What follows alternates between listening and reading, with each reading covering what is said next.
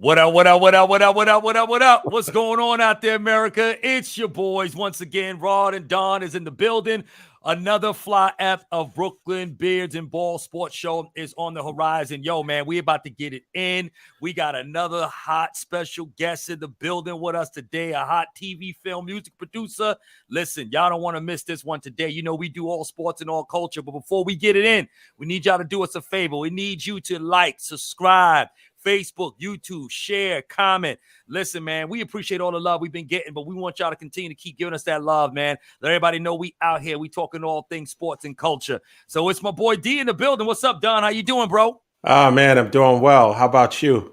I'm here, man. I'm here. Listen, I'm very excited about this show. Yes. We got DeMarvelous Carter that's going to be on the show. Listen, no doubt. This guy is official. Okay, you had mentioned it, TV and music, film producer. Yep. Music producer, excuse me. He's been on ESPN, NBA Today, Black Ink, Netflix movies, HBO Ballers, and he does our show too. How about that? And he's rocking. Hey, listen, he got to put Brooklyn. We should have said our show first. We really should have said our show. And he does those other shows. And then he does Brooklyn Beards and Ball, and something called HBO and then some other shows he that are kind of right. So I'm real excited. We're going to get an opportunity to talk to him. He's a Warriors fan. Unfortunately, they got smoked last night. Yes, they did. Yes, they did. But we'll see. We're going to get to all of that. But once again, like, share, subscribe to our Facebook and YouTube page. Mm-hmm. And without further ado, let's get to it.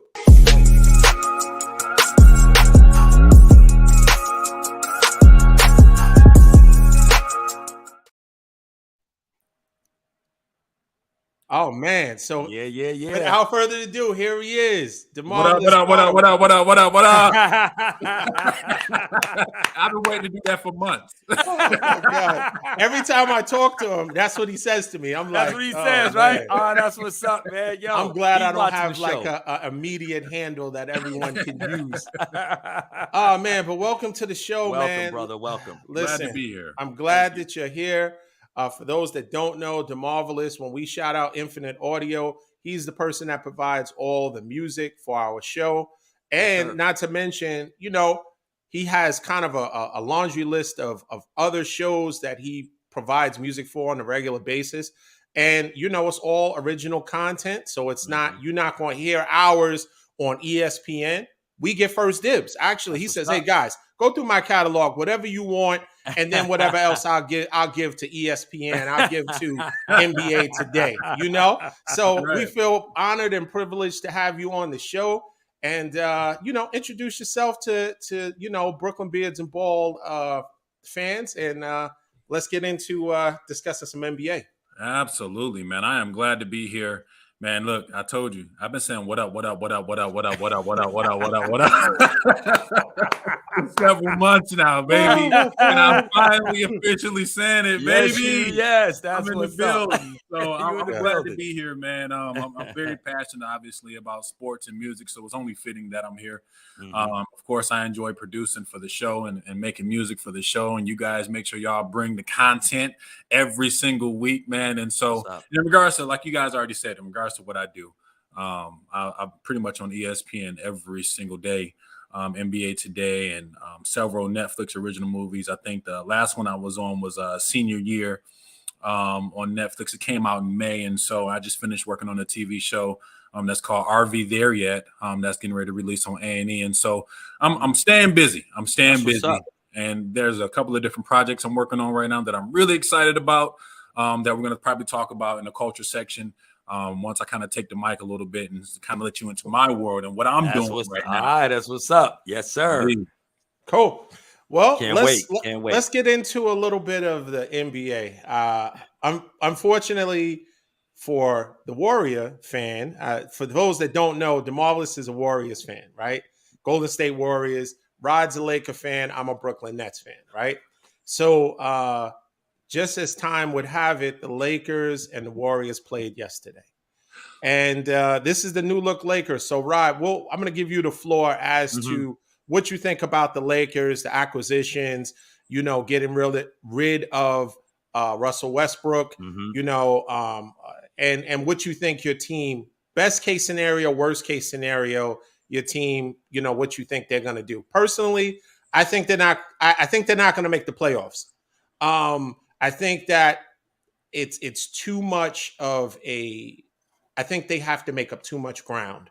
I think if they had started earlier, maybe if they had made some moves when they were sitting on the 2027 first round and 2029, if they had started, maybe just said, hey, let's just make it happen.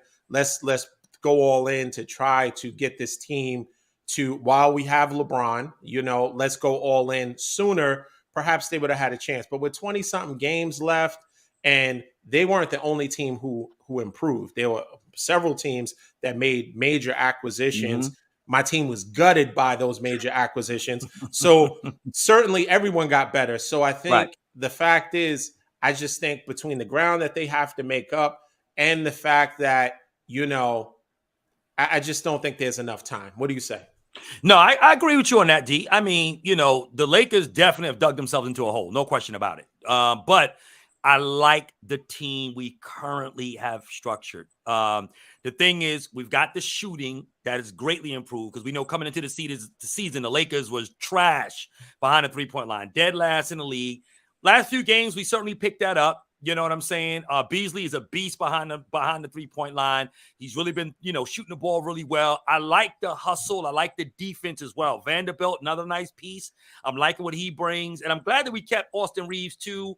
And because we got the bench, I think now it has more depth to it. So, we have, I think, a nice amalgamation of guys that are coming in. You got defense, you got the good energy, you got better shooting. I like D. Russell in there as well. Obviously, I think he's an upgrade overall from Russell Westbrook. I mean, obviously not career-wise. Russ is, a first-time ballot Hall of Famer. But at the end of the day, in terms of playing within the construct of what this team does, in terms of LeBron having the ball and being able to distribute and getting guys into place, he's a better fit for us. He's playing well. Thank God the ankle injury last night, which was crazy fluke, by the way. But they say it's day-to-day, nothing serious. So hopefully he'll be back on Sunday when we play Dallas. So I like the team. I like the defense. I like, this. I can really get to see what Darvin Ham can do as a coach as far as getting these guys in position and how he's rotating these guys. I look at a guy like Lonnie Walker, who started with the Lakers as he was a starter the first, whatever it was, 25 games in a season. Now he's not even in a rotation right now. That's how much depth we have right now. And I love the way the guys are moving. I love the ball movement. And last night was indicative of what the Lakers could become. Without AD, only took 5 shots last night. LeBron shot horribly from the field, and we had a blowout. Now, albeit, of course, Steph wasn't there. I know DeMarvelous is going to definitely, speak in defense of his team, I'm saying, in a minute. I know he's going to talk about, the Warriors and stuff, who I actually, believe it or not, DeMarvelous, I actually got you guys in the Western Conference Finals, because I think the Warriors are still going to be there. I think regular season, they remind me of my early 2000 Lakers with Kobe and Shaq. The regular season, it didn't really mean nothing to them. They just kind of coasted, whatever.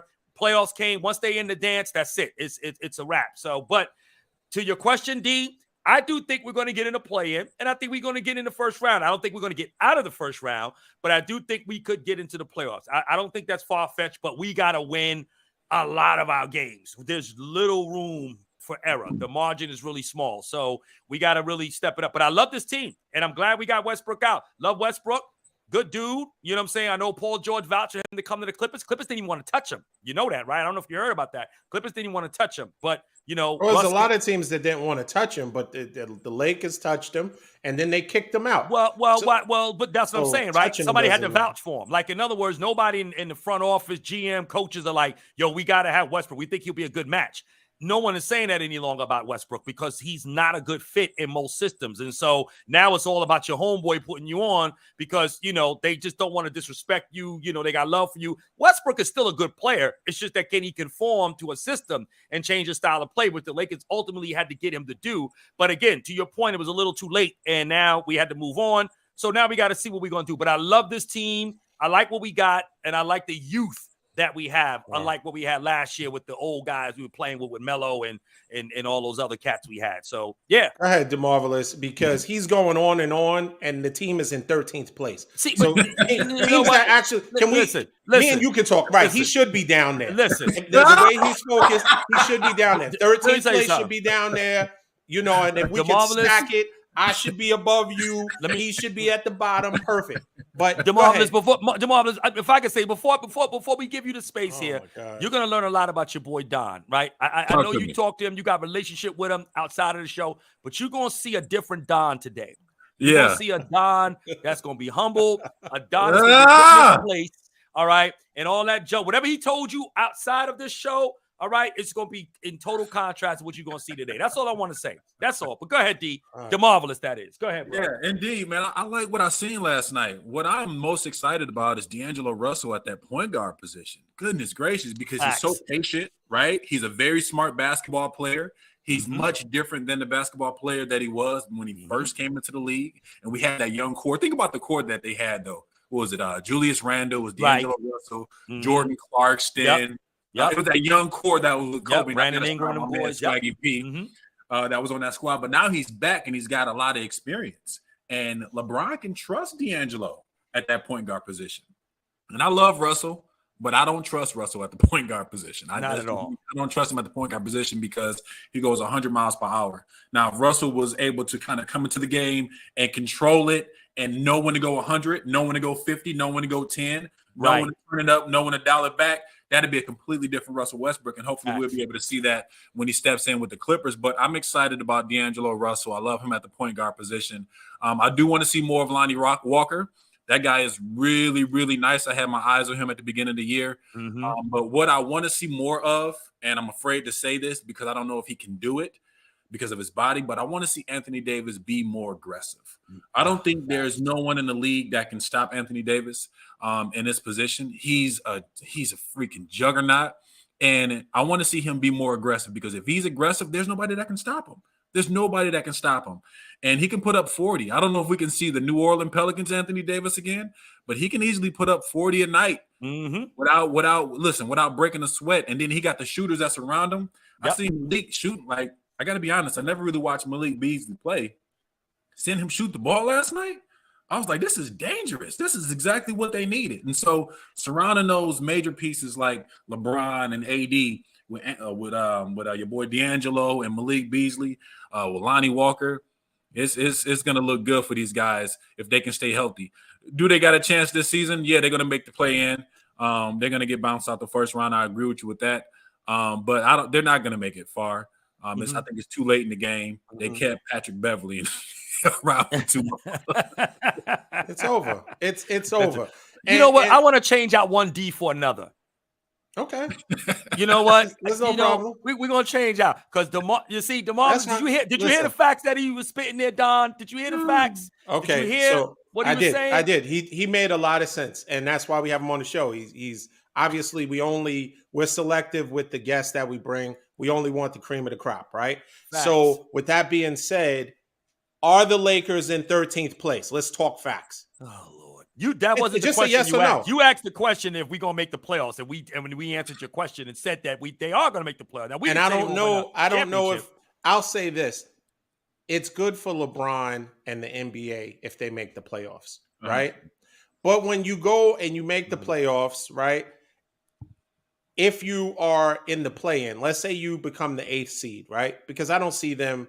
What's his name? Darvin Ham said that their goal is to be the 6th seed.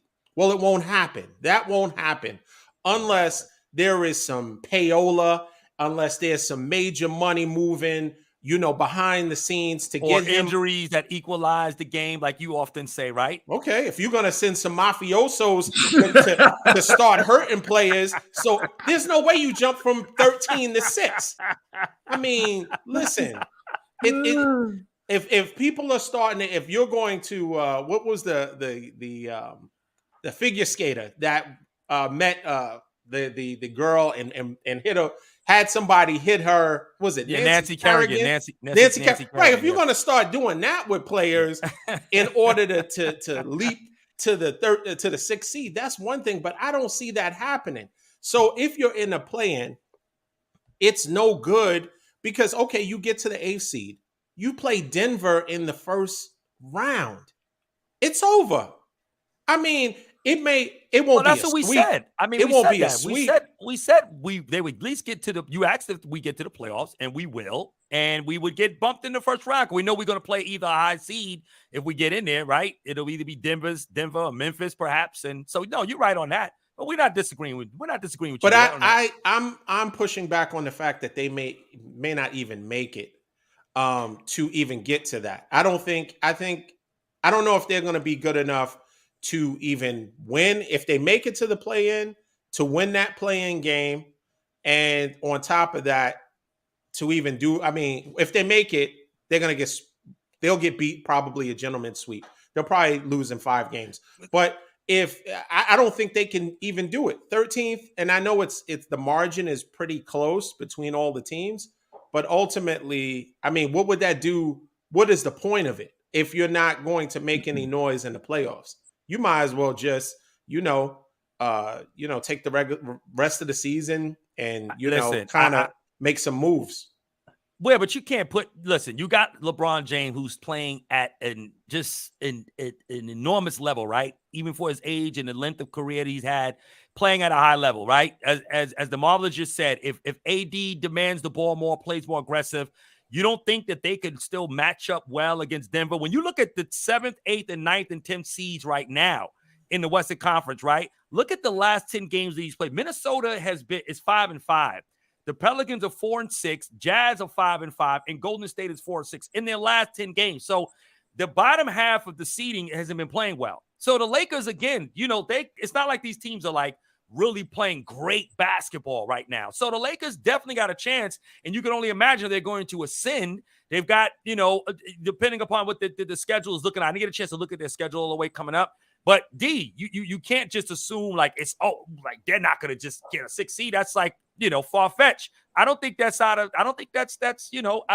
question. I think that's something they could get, depending upon how good or bad these teams continue to play. They're not playing great basketball, so you have to accept. The Lakers look like what they looked like last night, and right before we won the last game we played before the All-Star game, or weekend rather. Listen, the Lakers got opportunity, bro. The Lakers got opportunity. And you get LeBron in a playoff game, listen, anything can happen, especially by that time chemistry. Listen, we don't know what can happen, all right? Denver ain't proved nothing to nobody yet. They're a regular season team that's really good, but they ain't no championship caliber team. They're not the Warriors. So, we can still see that happen. Why are we talking about the Warriors?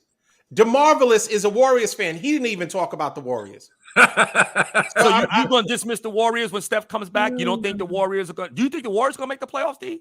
Of course they are. They're not in 13th place. So you don't think they're going to make the playoffs? But I think, will they repeat?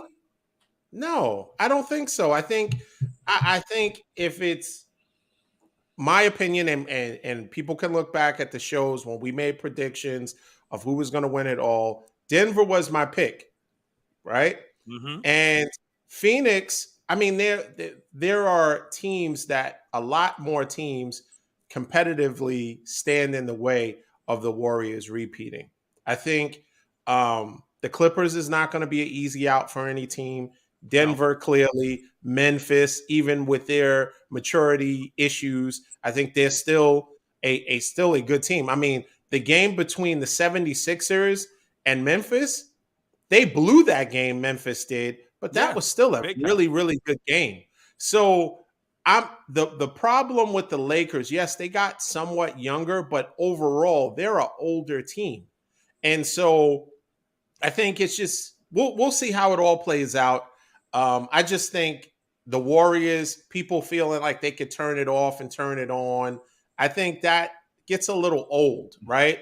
I think the Warriors are a good team, but I don't think, it doesn't seem like they have the same chemistry that they've had in years past. And that could just be my opinion. But DeMarvelous, what do you think? That's your team, although you talked about the Lakers. What about the Warriors? What do you think the Warriors ceiling is? And then we'll eventually make our way to the Nets. First and foremost, the Warriors are overachievers every single year. They are overachievers. If you think about it, last year, let's be honest, nobody expected the Warriors to win the championship. Nobody did. They overachieved, right? That's and fair, yeah. they came into the league. They came into the season last year, and was like, I don't know what's going to happen. And then you saw a different side of Andrew Wiggins, right? And then you've seen the best Steph you ever seen. I think last year might have been Steph's best year because he showed that he can dominate by himself. He can create his own shot. He can carry a team. He had a lot of huge moments in those playoffs, especially against them Boston boys. And so we haven't seen Wiggins this year. I know there's been injuries. I know a lot of things has happened. I know we got some family issues going on right now. We haven't seen the best of Wiggins, right? We haven't seen the best of Steph. He sometimes he shows up, sometimes he doesn't. He's also been dealing with injuries. And we haven't seen the best of Klay Thompson, right? So we haven't seen the best Warriors teams out there right now. Do I think we're going to repeat? I don't know, but we're overachievers. So I always have hope, right? I always have hope. I think that a lot of the juggernauts you guys mentioned, the Clippers and the Suns and Dallas, like they're going to have to eliminate one another, right? Somebody's going to have to face somebody and they're going to end up dying, right? And it's going to be like the perfect storm. And I don't think nobody in the West want to face the Warriors 7 games. Nobody in the West want to face the Warriors 7 games. I don't care who you are. I don't care if you're KD in Phoenix. I don't care if you're Dallas. You just don't have the stamina to deal with the Warriors 7 games. And so you have Wiggins that's coming back and playing extremely well, which I know he will because everybody else gave up on Wiggins. We didn't give up on Wiggins. We believe. Yeah, y'all did. Wiggins, he came in last year and he was me personally, I say Wiggins is our engine. Just like Draymond, everybody say Draymond is the engine. When Wiggins last year, when you was looking at him, he was stopping the best offensive player, locking him up. Like they was putting it out there like Tatum was just having a bad year last year, a bad series last year. No, Andrew Wiggins was guarding that man, giving him crap to pay. Giving him crap to pay. He was locking guys down, and he was coming down, getting rebounds, averaging double digits in rebounds, and coming down, scoring whenever I wanted a for sure bucket, I would like give it to Andrew. Give it to Andrew because I know he's going to put it in the bucket. Steph would always get his home, but Andrew was that guy, and we just haven't had that nucleus this year because of injury and the personal things that he has going on offside the court. But once we have a full fledged Andrew Wiggins and Klay get back in his bag, which he's been playing a lot better as of late, I think we got a chance to really upset some guys that think the Warriors are just going to lay down for. I don't care about Phoenix. I don't care about Memphis. I don't care about Dallas. I don't care about none of those. Definitely don't care about, you know what I'm saying, I'm sorry, Rob, but what LeBron is going to do, what you think LeBron is going to do. But, I feel like the Warriors have a shot. Things are going to happen by process of elimination where certain teams are going to eliminate certain teams. And then whoever has to deal with the Warriors 7 games, that's going to be a tough feat because we got enough pieces to do what we need to do to get to the Western Conference Finals again. And another thing I want to say about the Warriors, what makes it really easy, and Draymond, if you're out there, I hope you eventually hear this. What makes it really easy to guard the Warriors is Draymond isn't aggressive enough. I know he's a passer. I know he runs the offense. He's the reason why Steph Curry and Klay Thompson are who they are, in my opinion. His IQ is through the roof. He's the reason those guys get open. He's the reason why they catch the ball in the spots where they want the ball. He's the reason why we can play that up-tempo basketball. He's the enforcer of our team. That guy is incredible. But unfortunately, I don't think he's aggressive enough on the offensive end. I'm not asking him to shoot a billion threes. I'm not asking him to shoot every wide open three. But what I'm asking him is, if you catch the ball 15 foot out or 3-point line and your defender is 5 feet away from you saying, hey, go ahead, shoot it, pull up, drive towards that man. Drive towards that man, post up that man.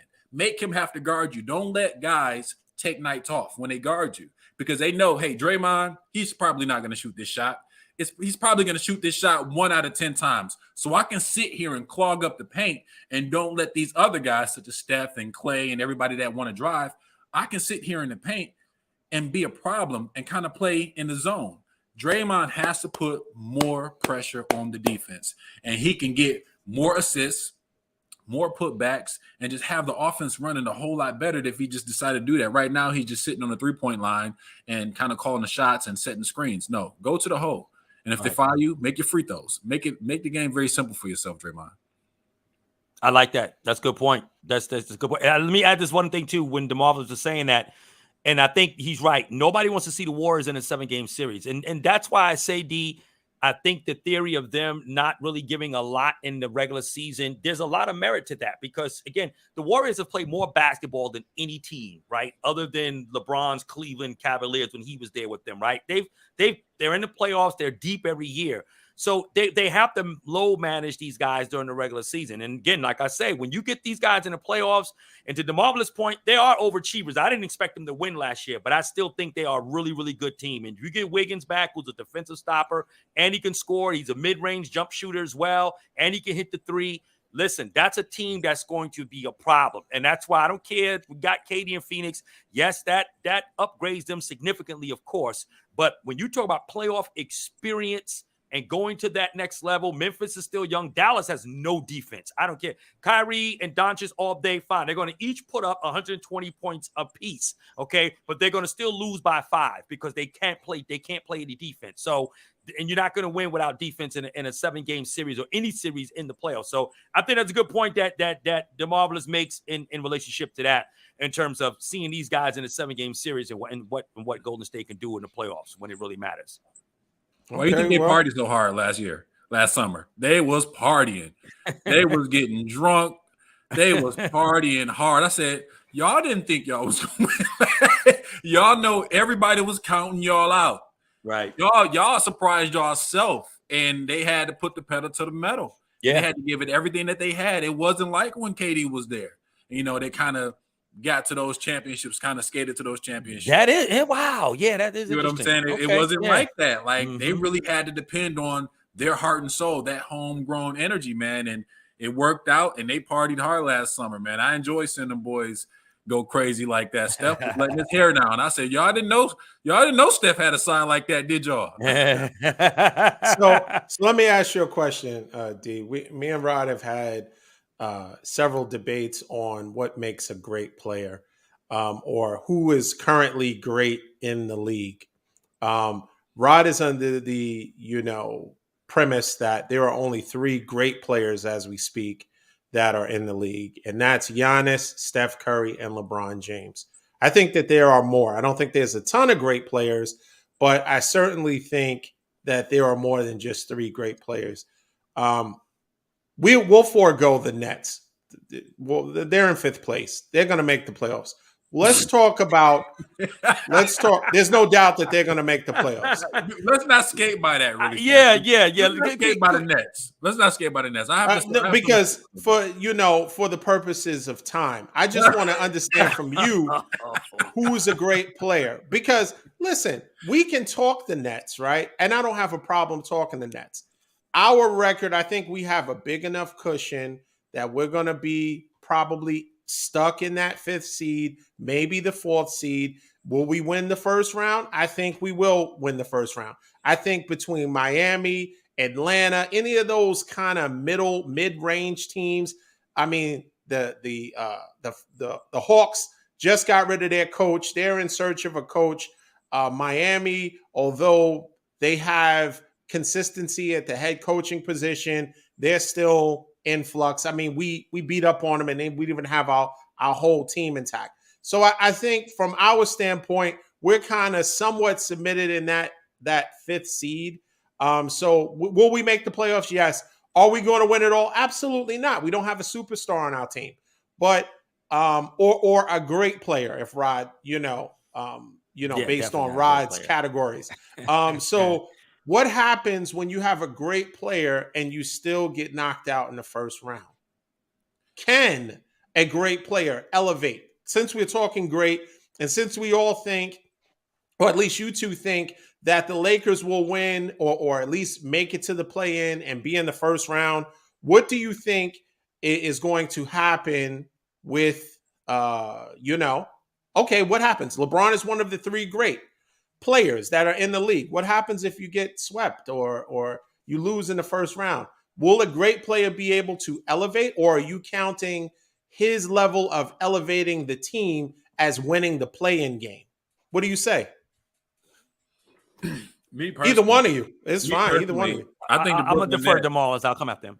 I think the Brooklyn Nets, on paper, on their roster, I'm looking at their roster right now. they have an incredible role playing squad, like first tier all role player. And that's not any slight to the Brooklyn Nets. I love the guys that are on their team. Mikal Bridges, Seth Curry, Spencer Dinwiddie, your boy Dorian Finney-Smith, Joe Harris, Cam Johnson, Royce O'Neal, Ben Simmons, Sumner, Cam Thomas, Watanabe. No, they don't jump off the page as superstars, but take any contender and say if they went shopping, you take any contender and you take any mix of 2 or 3 of those players, and that contender is now the championship player, the championship team. Championship team easily. That doesn't help us this year, but I get what you're saying. We are a superstar. That we gave away 2 superstars or great players or whatever, and we got a whole bunch of, because I say superstars because I think superstars are better than great, but I think that we have gotten a collection of great players that if we had with that team. I don't think we would have been able to acquire all of them, but let's just say we had KD with that team. We're going all the way.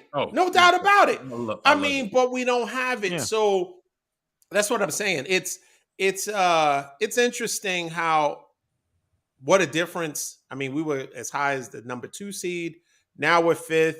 Yeah. And that was playing good ball. Mm-hmm. Yeah. And by all accounts, we really should have never. I mean, most people after the fact, we're overall have resolved in what we got back, but really we should have never let KD go. But that's neither here nor there. My team is in the East, right? Mm-hmm. Both of your teams are in the West, which is very, very the level of competition is way higher in the East. I mean, in the West than it is in the East. In the East, mm-hmm. There's 3 teams, right? Pretty much. You got Boston, Bucks, and you have 76ers. And I'm not sold on them. In the West, you got 6 or 7 teams that you got to go through. So I think it will be impressive if either one of your teams happens to make it to the Western Conference Finals. I will actually say, hey, I'm really impressed because, of course, outside of things canceling out, of course, with any championship, NFL, NBA, MLB, you need a little bit of luck, right? Yeah. There's a little things. You need some things to happen, maybe a injury here, a surprise, upset there that kind of makes your path to the championship that much easier. But I think all of our teams will be in it. I'm talking about the playoffs. All of our teams may be in the playoffs. It's just how far they go.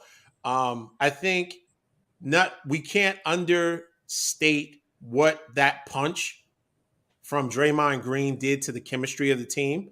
I think that they are dealing with, outside of injuries and this and that, I think they're also dealing with chemistry issues. I don't know if after that situation, Wiggins got paid and Poole got paid, but there is something to overall the respect level.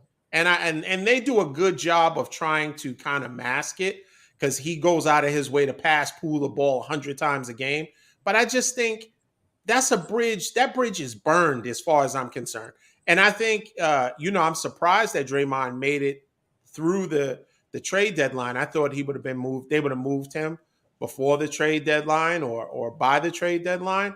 But I think this is his last year as a Warrior. And I would be surprised if, what happens, because if you're getting rid of quote unquote your future with Wiseman and all these other younger players that you were kind of banking on to bridge between the older players and, the younger players to kind of keep the Warriors sustained. If you're willing to walk away from that, certainly Draymond, who brings a lot to the table, he is to a degree their identity or has been in times past.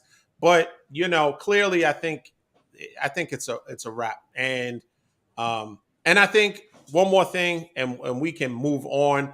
I think from Russell Westbrook's point of view, being with the Clippers, this is his best shot ever of getting a ring.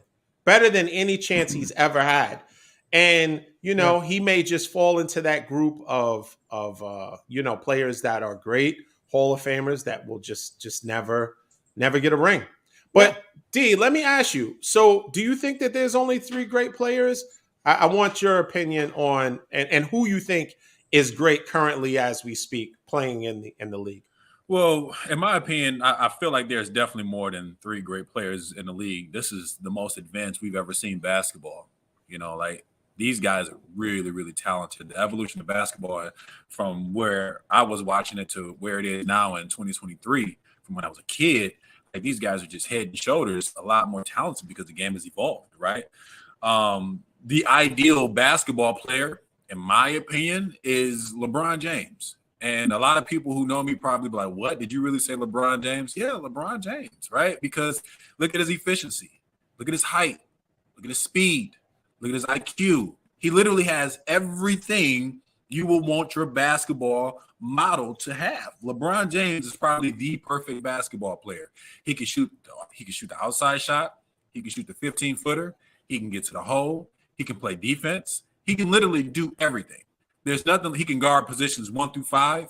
LeBron James is the model basketball player. Like that's greatness, right? That's the great basketball player. Now, in the whole debate of who's the greatest of, I don't want to switch subjects, but Michael Jordan and LeBron James, it's Michael Jordan for me. That now he's iconic to me, right? And like if LeBron scores 40, when did he score that 40 points? Michael scores 40, you felt every shot. You felt every single shot from the fadeaway to the layup, so on and so forth. And so, when you look at a great player, the model is LeBron James because he's so efficient in what he can do and how he does it day in and day out, 20 years into the league, right? It doesn't get any better than that. You know what I'm saying? So, if you want to model a great player, it's LeBron James. So D, let me do this real quick. Can I ask our producer to just put up the chart again from good to great? Just very quickly. Okay, there we go. So here's the thing real quick, because I always believe in my argument with D is I believe these words are so interchangeable now that we just mix and match them. And I think we're finding it hard to distinguish, great players versus a good player, right? Based on this chart. And DeMarv, I don't find it hard. I think that's. Well, I'm going to tell you why. Okay, but I think it's straight because here's the thing, right? Good players, which me and D agree upon. Anybody who's in the NBA, if you're the 12th man off the bench, you're not even rotation. But if you're in the NBA, you're a good player, right? Then you got, and this is my subjective list right here. Then you have a star. A star to me is like a Halliburton, Shays, Gill, Alexander, guys like that. Julius Randle. Those are good players. You know what I'm saying? Brandon. Wait, is it Ingram. Good or star? I mean, a star. I mean, a star. Excuse me, my opinion. My bad. Star Take player. It down so he doesn't get confused. No. So Julius Randle is a star to you? Julius Randle is a star, and here's why. A star player to me, in my opinion, is a guy who makes an all-star game. You're not consistently in an all-star game year after year. You may make one, you might make two. For the most part in your career, or up to a point in your career, all right, you're a guy that might be a little bit more of a journeyman to some degree. It just depends, but you're a star, right? You got an all-star game on your belt. You might make third team in all NBA, but for the most part, you're just a star, okay? Superstar level to me is now you're getting into your Damian Lillards, right? That would be a superstar to me, Paul George is a superstar to me. These are guys that consistently year in, year out, they're in the all-star game. They're going to make some all NBA teams, okay? And for the most part of their career, they're consistently playing at a very high level. So those are superstars to me. But then when you talk about great, now you're talking about the embodiment of a career. To your point, DeMarvelous, when you talk about LeBron, you talk about Michael, you're talking about career accomplishments on guys who elevate, who lead, who bring their teams from one position of play to the next, guys who have an ability to create some dynastic to their team, even if they haven't won. Like, in my opinion, I think Barkley, I think Malone, They didn't win championships, Ewing, but those guys were great in the sense where they were the leaders of their team. Their body of work, all NBA every year. They were all-stars every year, and they rose their team to levels of play to experience championship level experience, right? By getting into the finals. So when you look at great has to be like, okay, if we're going to use the culture word like the greatest of all time, the GOAT, then that's another level than superstar. Superstar is a really, really, really awesome player, but they're not on the level of a great player. Like you got LeBron, but then you got everybody else right now, right? You got a guy whose career has a level of accomplishment that these other guys have not attained. So they're superstars in that sense, but they're not great. Great embodies a career. So when I say the three great ones right now, when you look at the three players that are playing in the NBA right now, okay, when you look at their career up to this point, and they're still playing, and even the year that they're having, albeit they got some injuries here and there, Steph has risen his team to success. He's won 2 chips without KD, okay? All NBA, one of the greatest shooters ever played a game. We know what he does with his team. You look at Giannis. Giannis has risen his team, a Milwaukee team that's in an obscure place of, when you look at marketability, has taken his team to a final. And he's been a league MVP twice, right? An all-NBA defensive player of the year, that sort of thing, right? And then you look at LeBron, to all the points that you brought up, DeMarvelous, which I think none of us, can argue. So that's how I categorize the great ones. You got great, you got superstars, and listen, Paul George he's not a great player.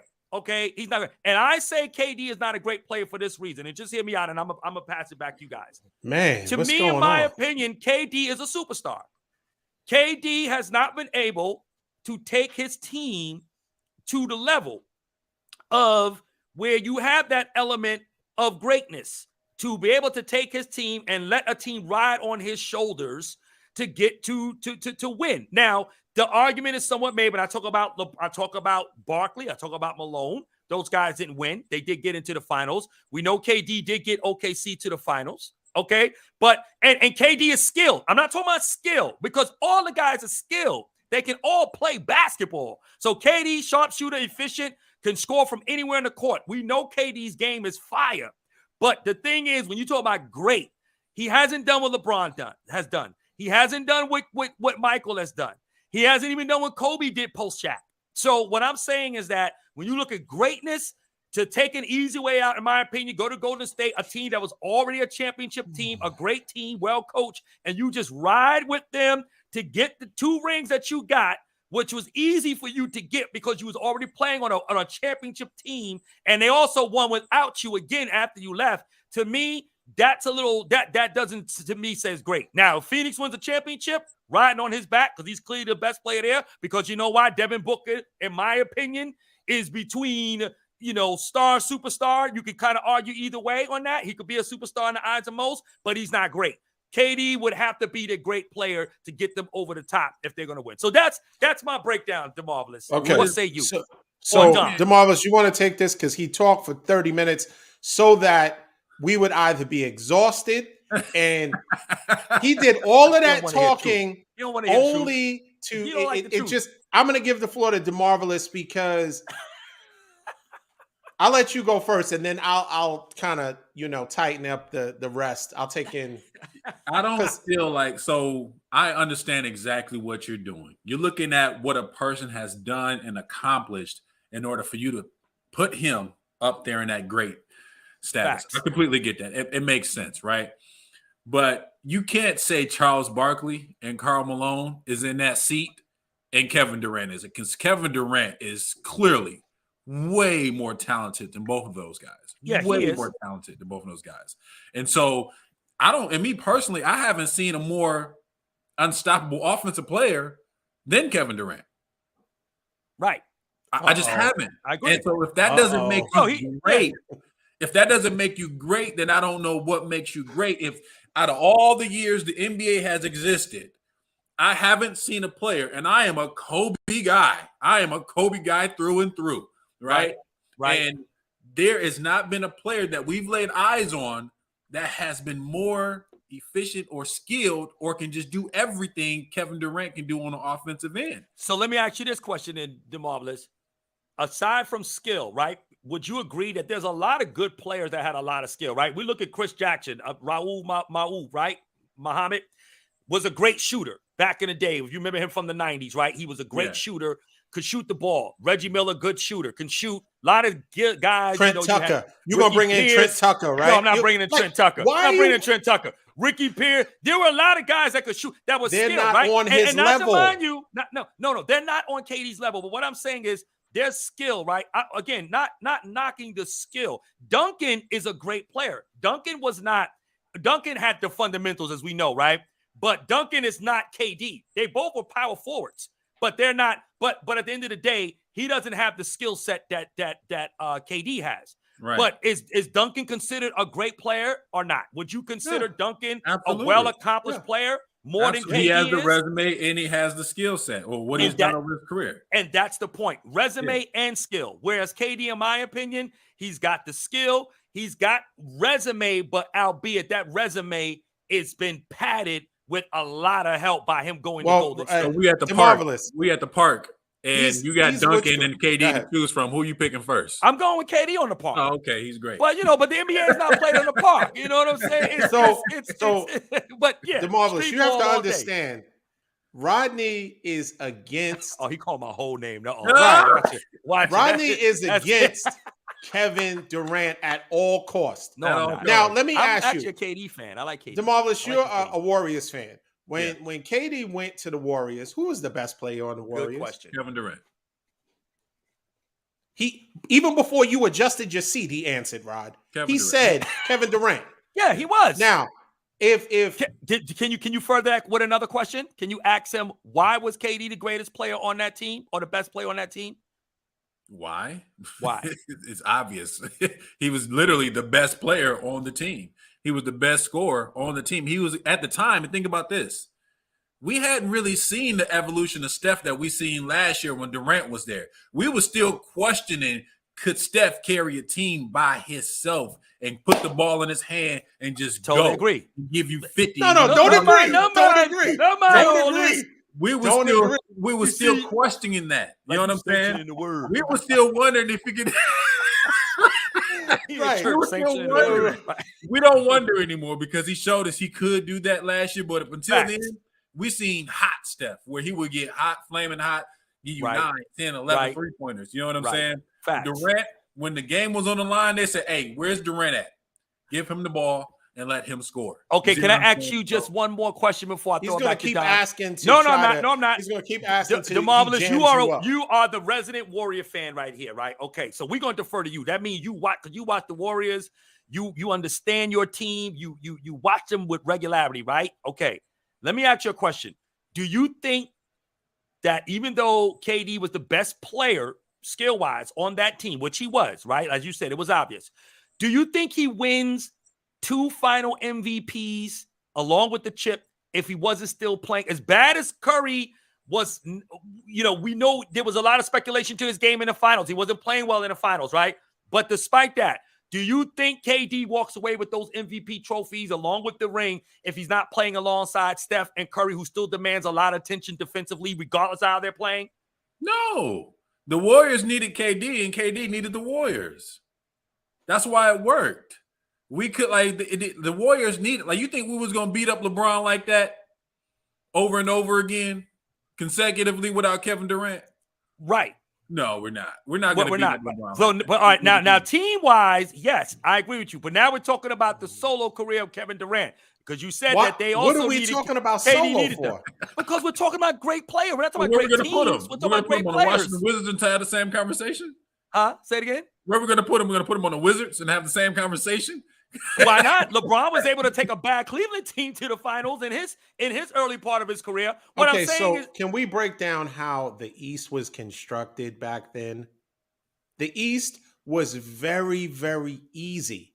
I'm not taking away from the accomplishment that LeBron was able. Just that much greater. One player was able to dominate, just like Jordan dominated the whole league, right? So LeBron dominated a conference. Can we just say that? Why can't it be the other way? So I'm glad you brought this up. Okay. And I saw this on the news. I think someone brought it up. And if by chance Steph Curry wins another championship, there is a fundamental difference between Jordan and LeBron. This is why Jordan will always be number one. Right. He prevented Hall of Fame players from getting rings. Right. LeBron has not prevented Hall of Fame players from getting rings. Kawhi got 2 on his watch. Steph got 4 on his watch. Who else? Duncan got, 4 on his watch? So my point is, Jordan, think of the laundry list of great players that are ringless. If Steph Curry gets another ring, arguably it was his era. Although I don't think he was the best player during that time, but you think he's one of only 3 great players.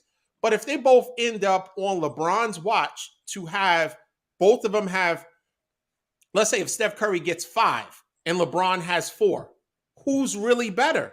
No one is still going to say that Steph is better than LeBron overall. LeBron still had a better career than Steph. Even if Steph gets another ring, it doesn't matter.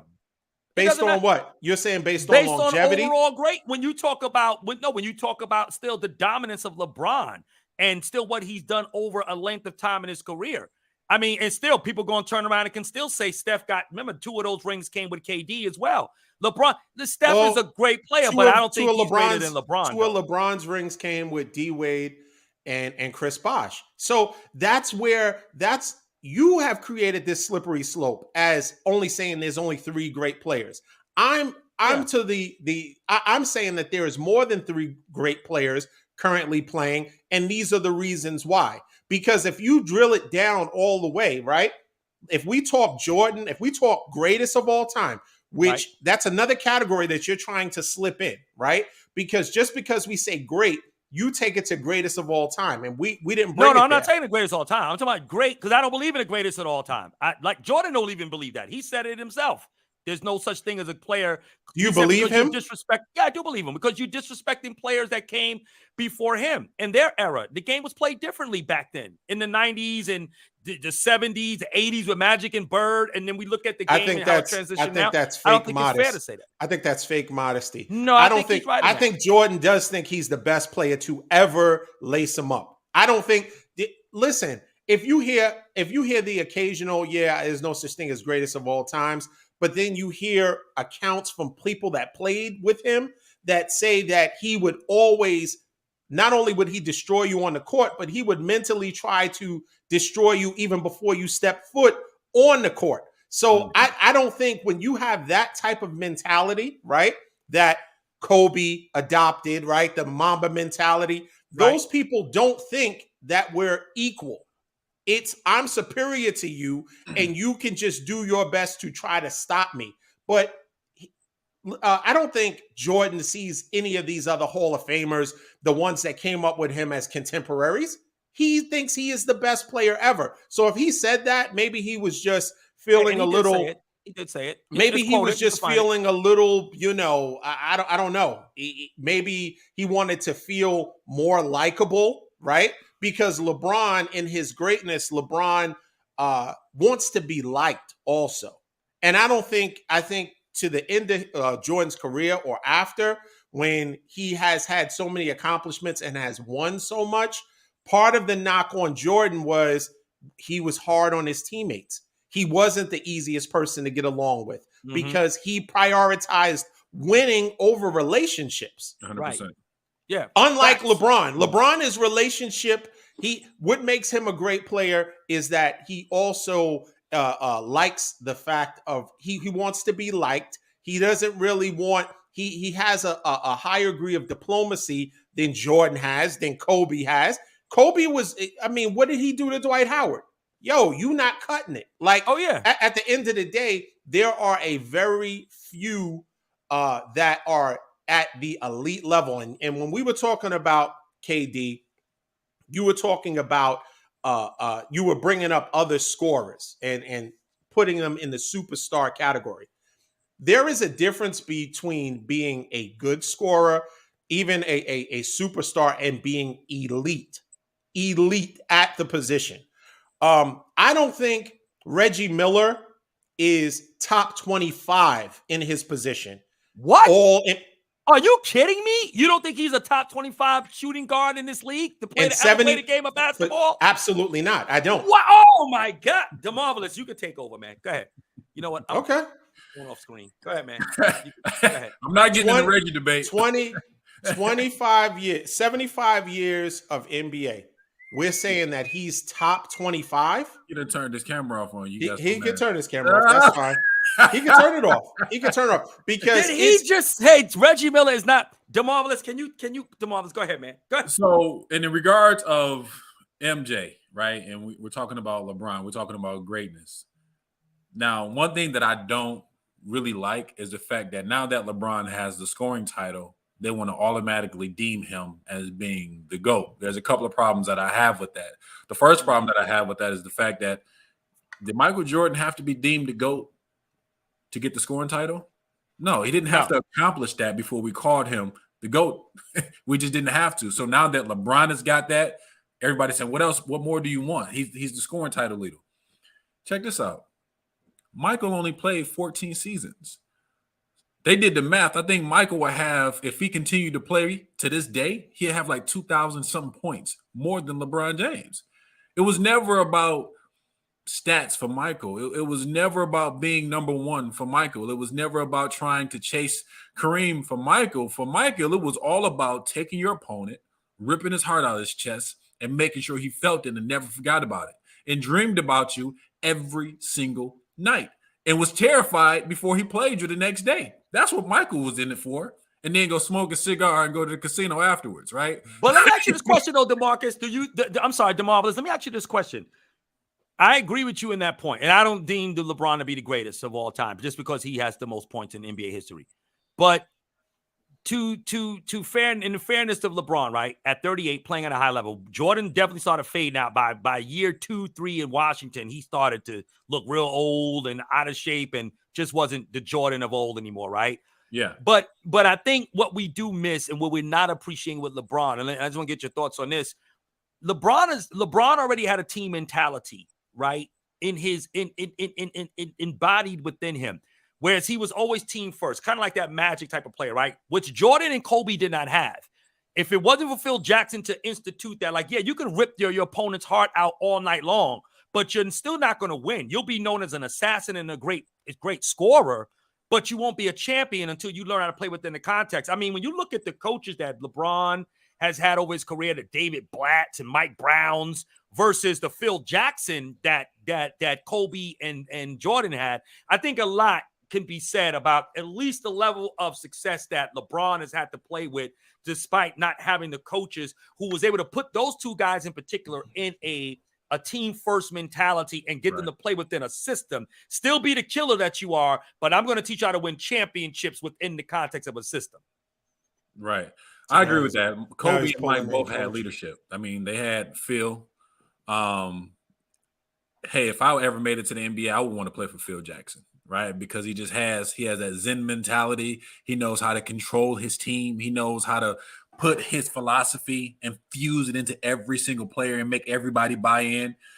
Every team LeBron has played for, he seemed like he was the coach player, right? He seemed like he had as much power and as much knowledge as whoever was sitting on that bench coaching the game, right? So LeBron, like, it's so sad because we talk about the greatness of LeBron and we talk about the greatness of Michael Jordan, just realizing, like, we have to realize, like, they're two completely different animals. Right. Two completely different animals. Like, LeBron, like, Michael could never do what LeBron James has done. Right. And LeBron James can never do what Michael has done. They could just never do it because it's not in their DNA. Correct. It's just not. And so when you talk about the greatest of all time, that conversation gets very, very complicated. But for me, when they ask me, you want Michael in his prime, here's a ticket to go see Michael in his prime, or here's a ticket to go see LeBron in his prime, I'm taking the Michael ticket every single time. Because when Michael plays the game, it looks like poetry, right? That fadeaway jump shot, that floating in the air, those layups, that mentality, that dogmatic mentality. Like, I want to see Michael play. 10 times out of 10, if they ask me, do I want to go see Michael or LeBron? and it's Michael. It's because of the way he played the game and the respect that he had to play for the game. LeBron has that same respect, but they have two completely different approaches. And so my greatest of all time will always be Michael Jordan. And then because I'm biased, second is Kobe. Third is LeBron James. That's fair. That's fair. Okay, listen, we've talked enough basketball. We have. I appreciate that DeMarvelous came and really destroyed Rod's take on the tiers of the hierarchy of how these players are tiered. But let's go on to let's talk about you, DeMarvelous. Let us know. Okay, so. As everyone knows, we have a whole. I mean, you have a ton of credits to what you have produced, to include music, movies, sports shows. What is your motivation? Like, who are some of the people that motivated you growing up? What made you want to get into music as a whole? You know, it's crazy. I have to give gosh, man, I really don't know who would be, my motivation. If we're talking about music, just in general, I have, and everybody knows this about me that knows me, I have an incredible fascination and love for two artists in particular, which is Tupac and Prince. Those are my musical goats. Like, I can listen to them every single day of the week. And so that's who've always inspired me musically, because that's where I kind of fell in love with music, is just hearing their music. But from a creative standpoint, when I was a kid, around like 7 years old, my mom had brought like a Casio keyboard into my room and just said, hey, I bought this from the thrift store. Have at it, have fun. And I used to just sit there and tinker around with it all the time, 24/7. And then my pastor's name was Pastor Hornaday, at Calvary Life and Praise when I was a kid in Flint, Michigan. He used to step there and play the organ all the time. And I used to be like, man, if he just let me come up there and sit next to him while he played the organ, it'll make my day. And he would look over some Sundays like, man, come up here. And he waved me up there, and I come up there and I sit down next to him, and he'd just let me play. He'd let me put one button. He'd let me press A and let's just hold it while he just finished playing the organ. They just make my day. And so I fell in love with it very, very early on, man. And I'm just glad that I had the opportunity to be in position like that, to see somebody like Pastor Hornaday play the organ the way he did, because it's probably what made me fall in love with it. I think if I was to really think about it, I never thought about that before. Good question. Oh, well, that's all we do. We do great questions. We do superstar. No, the superstar. No, we do great. We do great. We do, good. So tell us about your company, Infinite Audio. What's the name of the company? What does it mean? What is Infinite Audio? Audio, infinite creativity, right? Music is infinite, and there's nothing new done up under the sun. But with music, you have infinite possibilities to kind of recreate over and over and over and over again. Mm-hmm. You can grab inspiration from everywhere with music. And so that's why it's called Infinite Audio. And, who we are, we have two sectors, right? We have sectors that deal with social media and YouTube, right? For podcasting and social media and anything that's in that sector. And then we have another sector that is dedicated directly to TVs, movies, and film. Nice. Dope.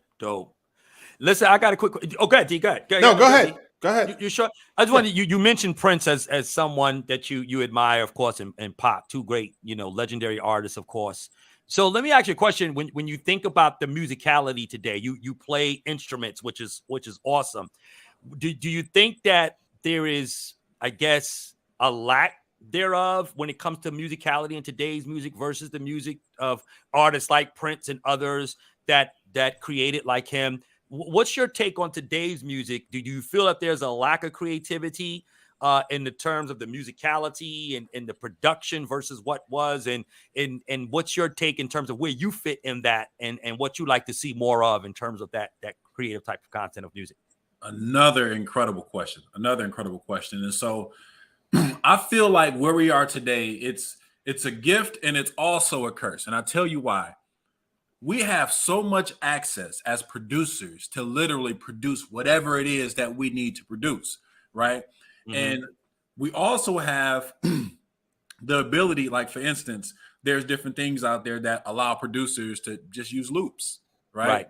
And because I'm from the old school, it's hard for me to do it. It's really, really hard for me to use loops because you can just grab a loop and just build around it and make it your own.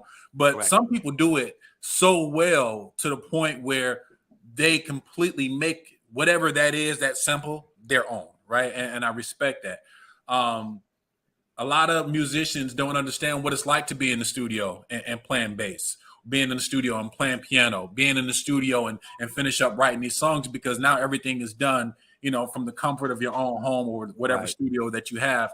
And so in regards from the artistry standpoint of really taking it serious and learning an instrument, there are people out there that knows how to play the piano, that has studied the piano, and you tell them, hey, go to an A flat, and they know how to play an A flat. Go to a G, you know, they know how to play in a G. They ain't transposing. They're not transposing. They sit there and get it done. You see what I'm saying? And I freaking love that, because that's something that I pride myself on. Right. I was more of a producer than I was a piano player, but because I love certain things in music, I had to learn how to play piano. So I went back and learned how to play piano. Dope. You see what I'm saying? And so there is a difference when it comes to skill set, but you can't knock, you know, what they did in the past opposed to what people are doing today, because there's still a lot of good music being pumped out today. One of my favorite, I got to give a shout out to this. One of my favorite songs is Damage by her. Like that record, that record is incredible, but she used, you know, the vibes and the feels of today while reaching back, and grabbing something that was honestly iconic to me before she even touched it. Wow. You see what I'm saying? And made it what it is today. And so you have artists like her and artists like LMA and Lucky Day, and you have rappers like J. Cole, even Drake. Like you have Jay-Z. You have a lot of great artists out here that are still doing their thing. And you can't really, again, it's like the basketball conversation. You really can't compare eras. You just got to really appreciate them for what they were and what they're doing for the culture. That's what's up. That's what's up. Tell us about, do you have some projects you said that you're working currently on that you wanted, if you're at liberty to share with us some things that you're doing up and coming? Absolutely. So I'm actually really excited about this. And when you ask me the question about, you know, what inspires me or who inspires me, it's the guys that I'm working with right now. And I got to give them a shout out. David Ethington, Leroy Redman, and Isaiah Gibson. These three guys are really, really instrumental into what I'm doing right now and who I've been as a musician. David Ethington, he's the one who actually showed me how to compose a beat. I came home from college. I had learned a little bit about FL Studio, but when I came home, he set me down with a program that's called Reason, and he showed me how to actually construct a beat in 2005. And David Ethington is probably my favorite musician that I've ever met in my life. And he's also from the church that I went to when I was in high school, right? Leroy Redman, he's the guy that got me to start making music when I stopped making music. I think I stopped making music from 2010-ish to like 17 to 18. I took like a 8-year break. Wow. I stopped making music. And I went over his house one day, and I think he was having some kind of birthday party for his kid. And I see some monitors, like the monitors that I have behind me. And I said, "What you know about this, man?" He said, "What you know about this?" And he played me some music. And I sat there like, should I play some music for this guy? And I actually played some music for him. And he asked me, he said, "What are you doing working for anybody?" Right. You need to get back to what your calling is. And so, you know what? And it kind of slapped me in the face because he was just so dumbfounded at the level of skill, or he loved the music so much. He said, "Hey, like, you need to get back on this." And so for 2 months straight, he probably called me 4 or 5 times a week telling me, "Hey, did you go get your equipment yet? Did you go get your equipment yet?" And I eventually got tired of hearing him say it. So I went and got it and got back started. And within months of me getting back into it, I landed an opportunity with Warner Chappell with my first contract back into the business. Wow. So that's when I made my first opportunity. Nice. And then Isaiah, oh my gosh, this kid is a workhorse. Isaiah Gibson, man, he's when somebody has a lot of belief in you, more belief than you have in yourself, and they see you and they see your vision, that does something to you, right? And this kid, I think for maybe 2 years straight, just to keep me inspired and to keep me focused, this kid made maybe 12 to 14 beats a month, sent them to me, and put them in my Dropbox, and nonstop. And I'm like, all right, man, when I get back aligned and when I get back into the business, you know what I'm saying? Like, we're going to do it. And he like, I know you are, and I believe in you 100%. And this kid is a workhorse. And so now that I've established my work ethic and I've established my resume and I've done some things, now I'm really looking forward to building a bridge for those guys that are around me and to give them some success as well. Because A, they're my inspiration, and B, they're some of the most talented guys that I know. And when we come together and make the music that we make, I feel like we're superheroes.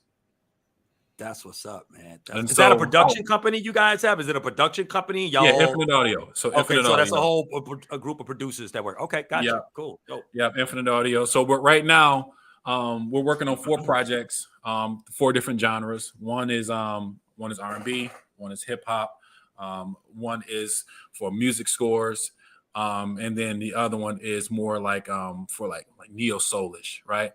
And so we're working on these 4 projects. They're coming along really, really well. These projects are going to be for placement.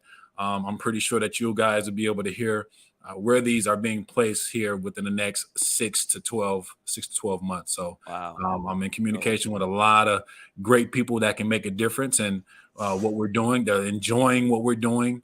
I'm constantly letting A&Rs and different music supervisors hear what we're doing, and they're kind of chomping at the bit right now. So I'm excited. Man, that's fun. That's great. Now, this is kind of off the subject. Is there any truth to, because we had discussed having you on the show for quite some time and just schedule conflicts, couldn't get it happen. Is there any truth to the fact that you wanted to wait till you grew your beard to actually be on the show? There's no truth to that at all. I'm just joking. There's no truth to that at all, man. It's so funny. I feel weird saying this. Like I told myself, I'm gonna grow my beard and I'm not gonna cut it until I lose my weight goal. Obviously, I haven't lost my weight goal. I'm still got the beard. I'm still rocking the beard, baby. And so I'm just so happy to be on Brooklyn Beards and Ball. That's what's up, man. We're so happy that you joined us today. And listen, I'm going to say this, DeMarvelous, we have so many things that we plan to discuss because, DeMarvelous also played, he played basketball, right? And his coach, and we probably won't be able to touch on it now, but we definitely want to have you back if you would come back and be our guest again. Please, but we want to talk about the head coach of Alabama and what happened recently with Alabama basketball with, the player that just dropped 41 points. And, that was DeMarvelous's coach, not the player that dropped 41 points, but his coach at what, high school? Yeah, that was my high school basketball coach, Nate Oates. Wow. Yeah. And so that whole story and the conflict, because they've been highlighting this particular player who, had a phenomenal game, but, information is coming out that he transported the gun that was involved in that mass shooting. So he says he wasn't aware of it, but some way, somehow the gun was transported in his car.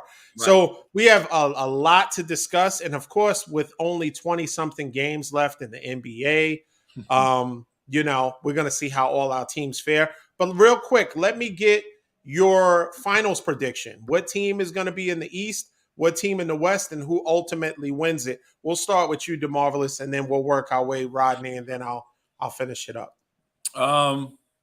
Indeed. I'm going with the Bucks out the East. West, my biased heart says the Warriors. And who ultimately wins? The Warriors. Okay. This was a good. It was going so good, man. It was going so good until then. You know what? If I can be honest, man, I think Phoenix is going to win it. How do you stop Kevin Durant with Booker and CP3 and Ayton? If those role players decide they're going to step up and do their job as well, how do you beat Phoenix? Barring injury, how do you beat Phoenix? And so I think Phoenix might win it this year. CP3 is finally going to get his ring. This is his best chance of getting a ring, even better than when he was, Lob City They had it. I thought they had a good window of getting it because they had a really good team, but them hamstrings would always pop at the wrong time. He would always. I mean, they was winning, and he's gonna hop off right off into the tunnel, off into the tunnel. Right, he's doing right off into the tunnel. So that never happened. But Rod, who are your picks, East, West, and ultimate winner? Boy, I guess I'm just gonna go with who I like to see. I'm gonna go Denver and Milwaukee. I know it's probably a little bland final for the NBA, but I like Denver. I think Denver's gonna overcome Phoenix in the conference finals, and then I like Milwaukee. I still think Giannis is that dude in the playoffs. Like CP3 you were talking about with Phoenix. Embiid is the same way. He can't stay healthy, so Philadelphia's going to fall flat. I think I like Milwaukee and Boston in the conference finals there. I think Milwaukee prevails, and then Milwaukee and Denver, and then I think Milwaukee will win it all. I think I got them winning the championship. I like Milwaukee. Okay. Chris Middleton. Yeah, that's going to be big. That's going to be big how he comes back, because as great as Giannis is, he cannot win without Middleton. No, he can't. He needs him. Yeah, and Holiday's playing good too. So yeah, Holiday is a solid player. Holiday is definitely a solid player. So I like out of the East, the Nets and who you like to see the Nets and who in the finals? No, not the Nets. Nets are they're gonna die in the fifth seed. That's it. That's their that's their existence. I like the Bucks coming out of the East. I think that if Middleton plays. I think I like them. I like the Bucks to come out of the East. I think it'll be, believe it or not, I think it will be the 76ers and the Bucks in the Eastern Conference Finals. And I think the Bucks will win. Coming out of the West, it's going to be Phoenix and Denver. And Phoenix is going to beat Denver ultimately. Okay. And finals will be Phoenix. Okay. I think Jokic is gonna school Ayton the same way Giannis did in the finals. I don't think Ayton is ready for the big boys. He doesn't have to see if Monty is smart, he won't try to have him match up 1-on-1 with him, because nobody can hold Joker by themselves. He has his footwork, he has too many moves. But if they play team basketball and force the ball out of his hands and make the other players beat them, then I think they have a better shot. Yeah. But also they have to now contend with, okay, Ayton's going to get his, let's say he gets 18 and 10 a night, right? Because you don't need him to have one of those ridiculous games. But Booker, now who's going to match up? Jamal Murray maybe on Booker, perhaps. You're going to have to neutralize the scoring at one way, shape, or form. So I think, and then of course the scoring matchup or the defensive matchup or mismatch, someone trying to hold Kevin Durant. That's going to be, of course, the advantage that they have. Happen. How do you stop greatness or superstardom? The only thing that can stop greatness, is injuries. That's the only thing that can stop greatness. You said what can stop greatness? Injuries. That's the only thing that can stop greatness. That's it. Other than that, there's no stopping it. So KD's missed about 2.5 years of basketball in the last 4 years or so. Yeah, he's missed a lot of time. Oh, let me just ask DeMarvelous really quick. And we can kind of close with this if you'd like. When Kawhi Leonard was playing the Warriors the first time they won, I believe it was the first time they won. If he didn't get injured, because when they were playing the Warriors, they were beating the Warriors by 1,000 points that particular game. If he didn't get injured by Zaza, do you think that the Warriors would have beaten Kawhi Leonard's team at that time? I do. I expected you to say that. You didn't believe that. You listen. You really think they would have won? Yeah, absolutely. Okay. I don't remember all the details of that series, though. I remember him coming down on his foot and what have you, but I don't remember what before he got hurt. What was the series record at that time? I don't recall. I think it was 1-0, and they had blew him out the first game, and they were on their way to blowing him out the second game, and then very similar to what happened to the Brooklyn Nets when they were playing against the Bucks. First 2 games, they were blowing them out by 40 points. Then Kyrie got hurt, right? Mm-hmm. I don't know why Kyrie and Giannis would be in the same stratosphere. How Giannis wind up hurting Kyrie. Kyrie was out, and then Harden's hamstring popped, and then he was just pretty much walking up and down the court, and that was it. That was the end of the series. Yeah, I mean, so what happens? Injuries are the great equalizer. A team could be on their way. I mean, look at the 49ers. We were on our way to greatness. And, Brock Purdy's arm was turned into a pretzel. And that was it. That was the end of pretty much the end of DeMarvelous, who's your NFL team, by the way? The Niners. Oh, you're a Niner fan, too. Wow. Okay. The Niners, for sure. Wow. I got proof of that, too. I sat down a picture the other day. Send me a picture. It was a picture, and I looked at the bottom. You know how pictures used to be dated? It said 2023. So I was like, oh. No, it was he was probably 10. It was so he's been a Niners fan. So he's been, man. My condolences. Yeah, no doubt, man. It's yeah. I know you're a Dallas Cowboy fan. Have I made that clear since we've been on this show for the last? I'm surprised you showed up to the next podcast. You didn't cancel for unforeseen circumstances. Yeah, he was. Yeah, I did. He faced the music. I had to eventually face the music. Yeah, I'm still hurt. I'm still hurt from the 1981 the catch, man. I was 10 years old watching that game with my dad on the couch, man. And did you cry? And yeah, I did. I did. Yeah, good. I cried that game. I cried when we lost the 94 championship to the 49ers when Aikman threw them interceptions. We went down early, 21-0. Could have still came back and won that game. Dion got away with pass interference. He did cook Michael Irvin did cook him in that game, though. He still holds the record for the most receptions and yards in the NFC Championship game. He did that against he did that against Dion. But yeah, we lost that game. We lost that game, but we did beat y'all. We did beat y'all 2 years in a row in the NFC Championship before that. But I will say this. So I will mention this. The only time I cried at a sporting event is I was watching, and when Mike Tyson lost to Buster Douglas, I cried like it was my pops getting beat up.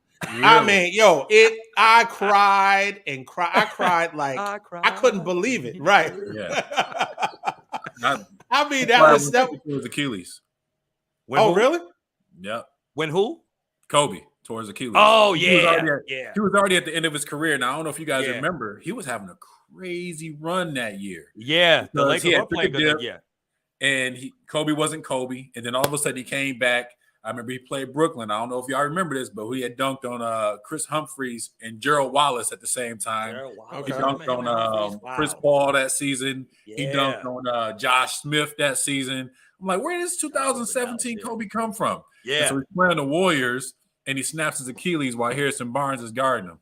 And I was like, you got to be kidding me. And I think Dwight and Steve Nash, was Steve Nash there? Well, that's the game where after he tore his Achilles, he came and hit 2 free throws before he left, right? Is that that was right? I saw that game, yeah. Mm-hmm. I was hurt. Like, eyes watered up and everything. I was like, well, this is the end for my guy. Yeah, that was it right there. That was the beginning and the end for Kobe right there. Yeah, he just couldn't recover injury-wise.